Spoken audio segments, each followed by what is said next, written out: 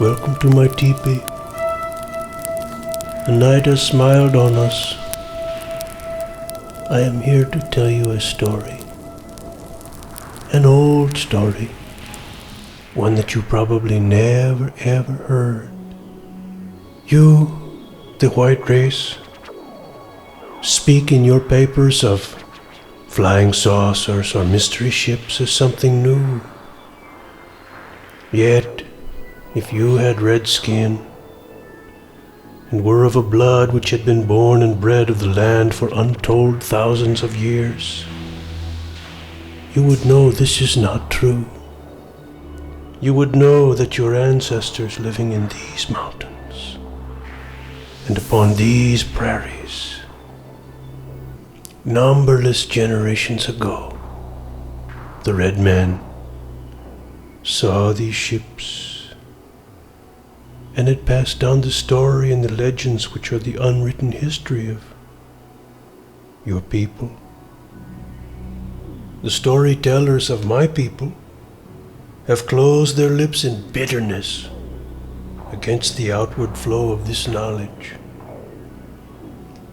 Yet I, Ogamake, have said to the storytellers this, now that the ships are being seen again. Is it wise that we, the elder race, keep our knowledge to ourselves? Thus for me, an American Indian, some of the sages among my people have talked. And if you care to, I will permit you to sit down with us and listen. Let us say that it is dusk in that strange place which you, the white man, calls Death Valley. I have passed tobacco to the aged chief of the Paiutes who sits across a tiny fire from me and sprinkles cornmeal upon the flames. My people had held the Inyo, Panamint, and Death Valleys for untold centuries before the coming of the white man. Now we sit in the valley which white men named for death, but which the Paiute calls Tomesha, the flaming land. Here before me, as I face eastward, look, in the darkness. Can you see to the east the Funeral Mountains, forming the eastern wall of Death Valley? You ask me if we heard of the great silver airships in the days before white man brought his wagon trains into the land. Yes, grandfather, I come seeking knowledge. We, the Paiute nation, have known of these ships for untold generations. We also believe that we know something of the people who fly them. They are called the Havmusafs. Who are the Havmusafs? They are a people of the Panamints, and they are as ancient as Tomesha itself. Listen closely. I will lead you to the dim, dim past. When the world was young, and this valley, which is now dry, parched desert, was a lush, hidden harbor of a blue water sea, which stretched from halfway up those mountains to the Gulf of California. It is said that the Havmusavs came here in huge rowing ships. They found great caverns in the Panamints, and in them they built one of their cities.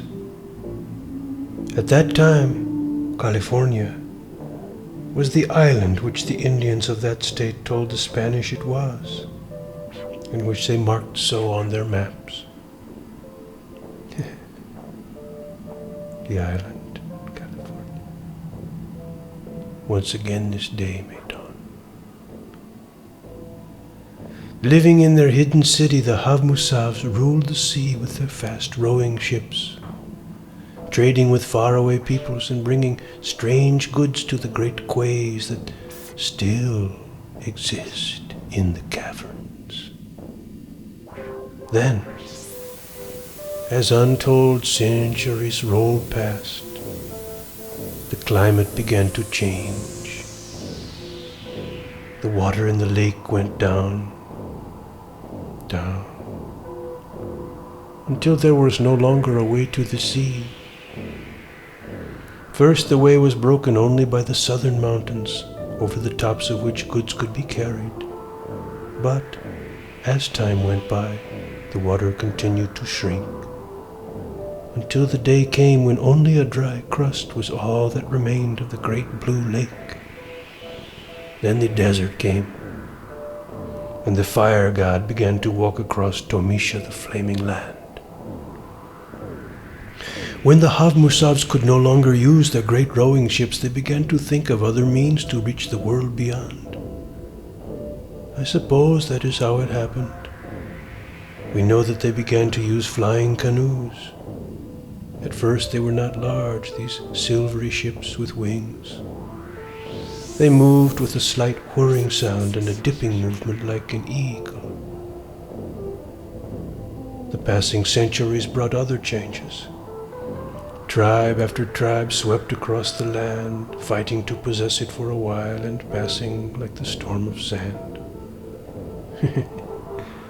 And your life, my brother, and your life, my sister. A windstorm, a breeze, a moment. Mine too.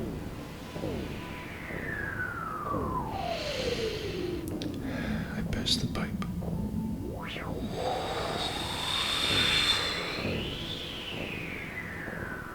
In their mountain city, the Havmusavs dwelt in peace, far removed from the conflicts of the tribes.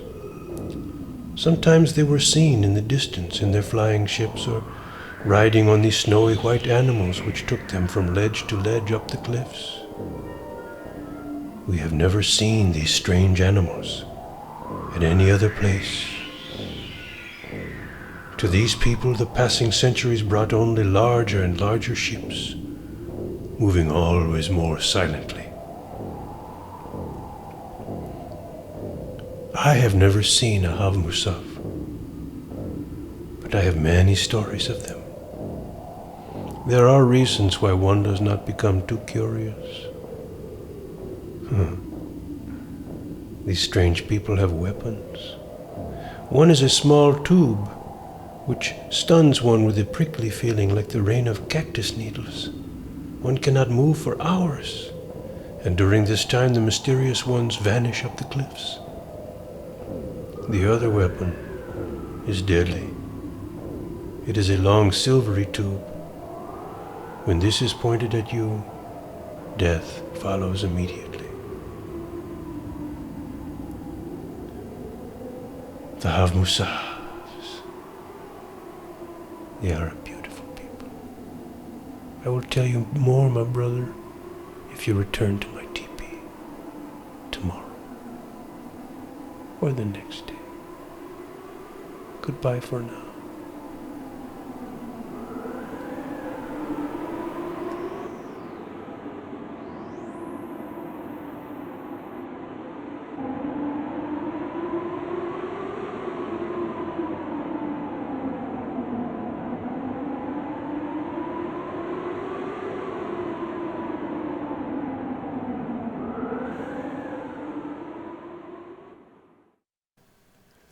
This Paiute legend about the Panamints was found in an old Fate magazine from the 60s or 70s.